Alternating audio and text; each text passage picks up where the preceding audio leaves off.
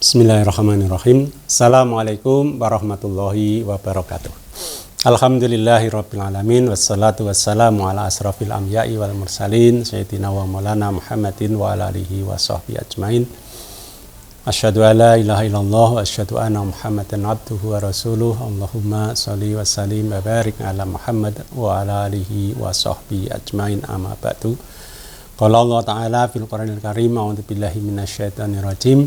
Ya ayyuhalladzina amanu atiullaha wa atiur rasula wa ulil amri minkum fa in tanazza'tum fi syai'in faruddu ilallahi wa rasulihi in kuntum tu'minuna billahi wal yaumil akhir dzalika khairu wa ahsanu ta'wila. Sahabat filah, kita lanjutkan tentang menjaga keluarga kita dari api neraka. Bahwa cara-cara yang dianjurkan kepada kita adalah yang pertama mencari ilmu, kemudian mendidik akhlakul karimah, dan yang ketiga adalah taat kepada agama, taat kepada Allah dan Rasulnya. Yang ketaatan itu berupa mentaati perintah-perintah dan meninggalkan apa yang menjadi larangan. Dalam surat An-Nisa ayat keempat yang tadi saya bacakan, bahwa kita diperintahkan oleh Allah Subhanahu wa Ta'ala dengan satu panggilan yang luar biasa, yaitu ya ayyuhalladzina amanu, hai orang-orang yang beriman, ya, atiullah, taatilah Allah, wa atiur rasul, dan taatilah Rasul, wa ulil amri minkum, dan pemimpin di antara kalian. Dan apabila wa itanaza'tum fi syai'in, ya, apabila ada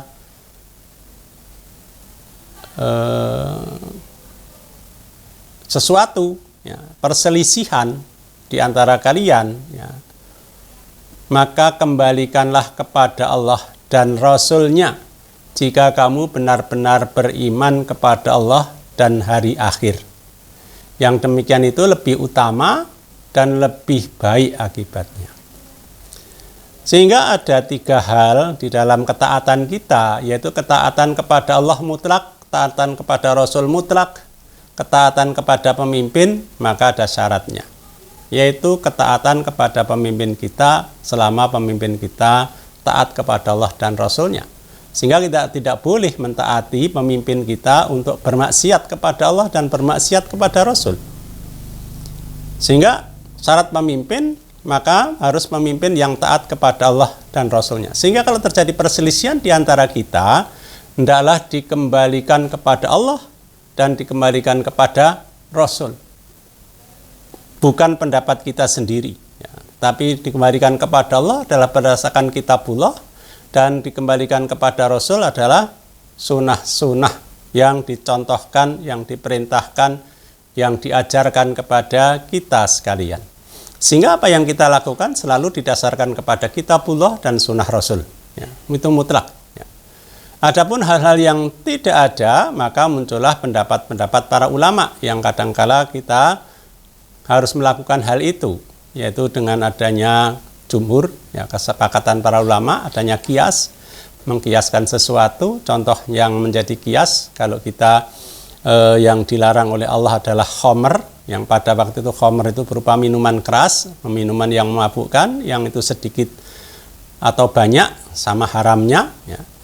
Maka sekarang khamr bisa apapun yang dapat dikategorikan khamr, yaitu sesuatu yang dapat memabukkan, sehingga ada tembakau gorila, ada sabu-sabu, ada kokain dan sebagainya, ya, itu adalah termasuk bagian dari khamr yang dilarang oleh Islam.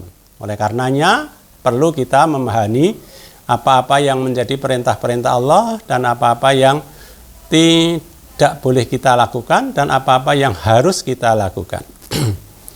Sehingga ada ketegasan apa yang harus kita lakukan. Ketaatan kita kepada Allah mutlak, ya. Ketaat kepada Rasul juga mutlak, sebagaimana di dalam surat Al-Hasr ayat ke-7, yaitu surat yang ke-59, Allah Subhanahu wa Ta'ala juga mengingatkan kepada kita, wa ma atakumur rasulu fakhuduhu wa ma nahakum anhu fantahu.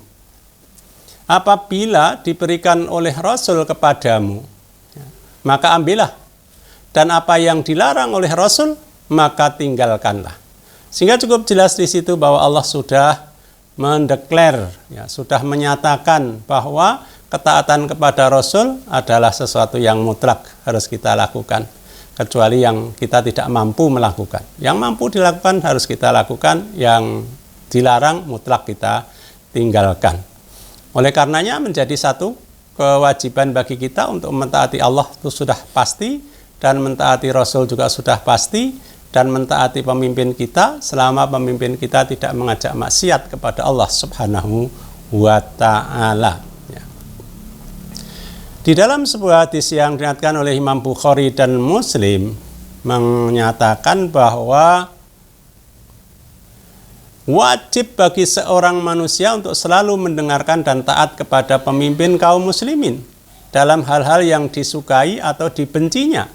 Selama tidak diperintahkan berbuat maksiat kepada Allah, maka jika ia diperintahkan untuk berbuat maksiat kepada Allah, jangan dia dengar dan jangan dia taat.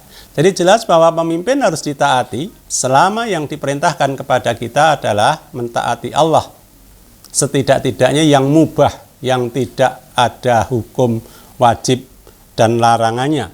Ya, sesuatu yang mubah yang boleh kita lakukan, maka tidak mengganggu. Tetapi selama yang diperintahkan kepada kita itu tidak bertentangan dengan Allah dan Rasulnya, tidak untuk bermaksiat kepada Allah dan Rasulnya, maka kita pun wajib menjalankan perintah pemimpin-pemimpin kita.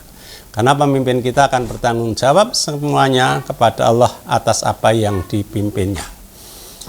Itulah yang kali ini kita sampaikan. Insya Allah kita lanjutkan untuk episode selanjutnya. Kurang lebihnya mohon maaf. Assalamualaikum warahmatullahi wabarakatuh.